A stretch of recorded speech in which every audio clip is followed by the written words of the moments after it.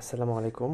আজকে বানাবো হচ্ছে একদম কচি লাউয়ের বড়া বা পাকোড়া যেটাকে বলে। এই জন্য চিকন চিকন করে কেটে নিচ্ছিলাম। প্লাস আলু দিয়েও কিছু পাকোড়া বানাবো বা আলুর ভাজি যেটাকে বলে সেটা করব।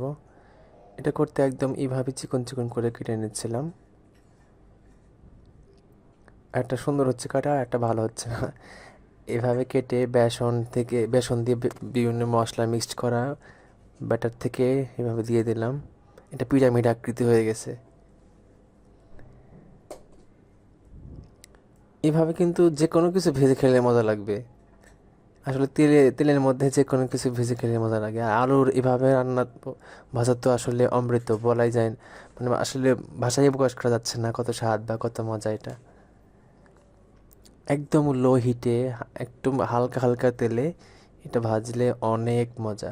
যেভাবে আমরা বেগুনি ভাজি বা পেঁয়াজও ভাজি, ওগুলো তো আমরা ডুবো তেলে ভাজি, এটা কিন্তু ডুবো তেলে না ভাজি এভাবে ভাজলে মোটামুটি মচমচা লাগে, মজা লাগে।